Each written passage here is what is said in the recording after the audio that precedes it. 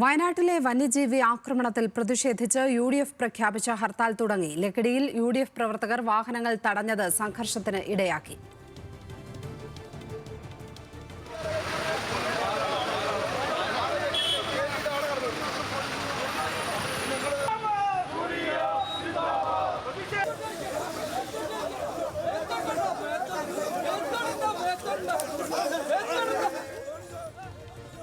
പ്രവർത്തകരെ പോലീസ് കസ്റ്റഡിയിലെടുത്ത് നീക്കി.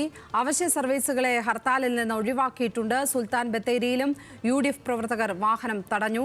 ആഷിഖ് റഹ്മാൻ ചേരുന്നു കൂടുതൽ വിവരങ്ങളുമായി. ആഷിഖ്, പ്രവർത്തകർ വാഹനം പലയിടങ്ങളിലും തടയുന്നുണ്ട് എന്നാണ് മനസ്സിലാക്കുന്നത്. മറ്റെന്തെങ്കിലും അക്രമ സംഭവങ്ങൾ റിപ്പോർട്ട് ചെയ്തിട്ടുണ്ടോ? ഈ ആദ്യ മണിക്കൂറുകളിൽ ഹർത്താൽ പൂർണ്ണമാണോ?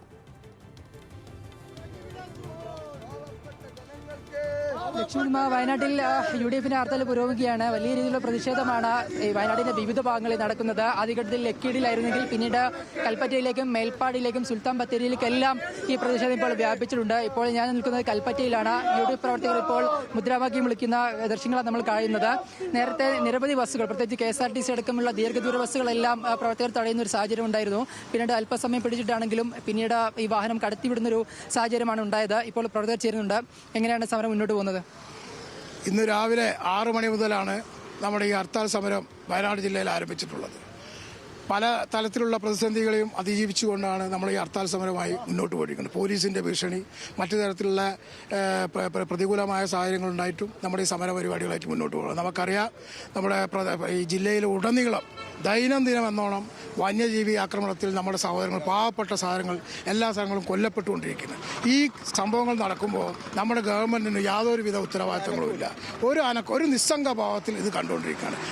എന്നും രാവിലെ എണിച്ചാൽ നമുക്കുള്ള വാർത്ത വന്യജീവി ആക്രമണത്തിൽ കൊല്ലപ്പെട്ടു എന്നുള്ള മാത്രമാണ് നമുക്കിത് കണ്ടുകൊണ്ടിരിക്കുന്നത്. ഇതിനൊരു അവസാനം, ഇതിനൊരു പരിഹാരം, ഇതിന് സർക്കാരിൻ്റെയും കേന്ദ്ര സർക്കാരിൻ്റെയും കേരള സർക്കാരിൻ്റെയും അടിയന്തരമായ ഇടപെടൽ ആവശ്യപ്പെട്ടുകൊണ്ടാണ് ഞങ്ങൾ ഇത്തരത്തിലുള്ള സമരങ്ങളുമായി മുന്നോട്ട് പോകുന്നത്. ഇനിയും ഈ സമരം ഇതിനൊരു പരിഹാരം ഉണ്ടായില്ലെങ്കിൽ ശക്തമായ പ്രക്ഷോഭമായി മുന്നോട്ട് പോകും.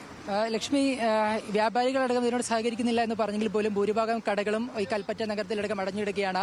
പ്രൈവറ്റ് ബസ് ഉടമകളും സഹകരിക്കില്ല എന്ന് അറിയിച്ചെങ്കിൽ പോലും ഒരു ബസ് പോലും സർവീസ് നടത്തുന്നത് കാണുന്നില്ല. ഭൂരിഭാഗവും KSRTC ബസ്സുകളാണ് ഇന്ന് സർവീസ് നടത്തുന്നതായി കണ്ടത്. ചെറിയ രീതിയിൽ വാഹനങ്ങൾ തടഞ്ഞെങ്കിൽ പോലും പിന്നീട് വാഹനങ്ങൾ പ്രവർത്തകർ കടത്തിവിടുകയാണ് ഉണ്ടായത്. ഇപ്പോൾ കൽപ്പറ്റ നഗരം നമുക്ക് കാണാൻ കഴിയുന്ന പോലെ കടകളെല്ലാം പൂർണ്ണമായി അടഞ്ഞു കിടക്കുകയാണ്. വാഹനങ്ങളെല്ലാം വളരെ കുറച്ച് സ്വകാര്യ വാഹനങ്ങൾ മാത്രമാണ് നിലവിൽ കടന്നു പോകുന്നത്. എന്തായാലും ഹർത്താൽ ഏകദേശം പൂർണ്ണമാണെന്ന് പറയേണ്ടി വരും ജില്ലയിൽ. അതേസമയം തന്നെ KSRTC അടക്കമുള്ള ബസ്സുകൾ സർവീസ് നടത്തുന്നുണ്ട്. ലക്ഷ്മി ഉത്മ.